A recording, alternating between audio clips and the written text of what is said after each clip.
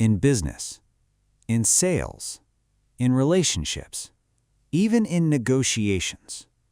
There's another story I love. A speaker rented a hotel ballroom every year for his events. One day, the hotel suddenly tripled the rent. Most people would have walked into the manager's office angry. "How dare you raise my rent?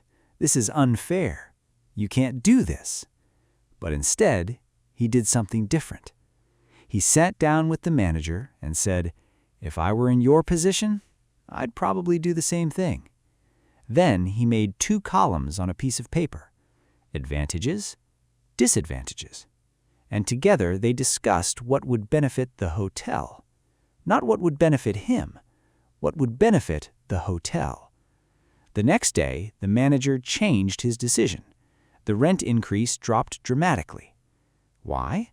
Because people don't care about your problems, they care about their own. And the moment you start seeing the world through their eyes, everything changes. Henry Ford once said, "If there is any one secret of success, it lies in the ability to get the other person's point of view and see things from his angle as well as from your own." Think about that for a second. Most people spend their lives asking, "How do I get what I want?" Successful people ask, "How do I help others get what they want?"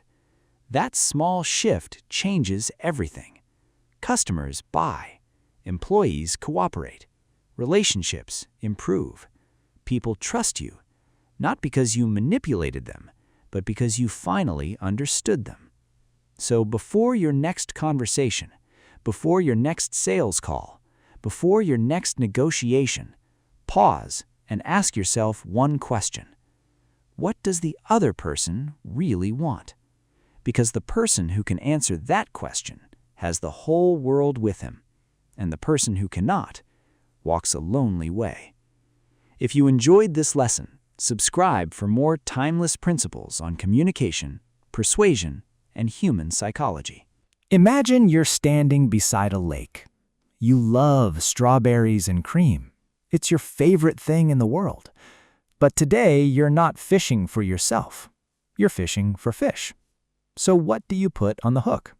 Not strawberries, not cream. You put a worm. Why? Because that's what the fish wants.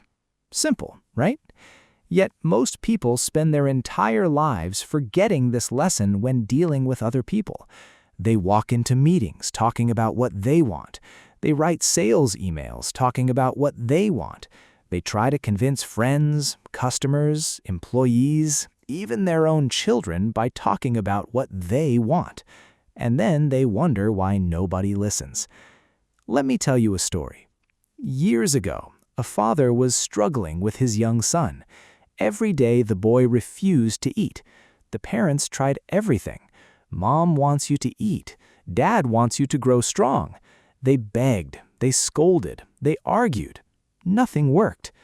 Then one day, the father asked himself a different question. Not, "How do I get my son to do what I want?" but, "What does my son want?" The answer was obvious. There was a bigger kid in a neighborhood who kept bullying him and stealing his tricycle. The little boy hated it. He wanted to be stronger. He wanted revenge. So his father made him a deal. If you eat your food and grow strong, one day you'll be big enough to stand up to that bully. Suddenly, everything changed.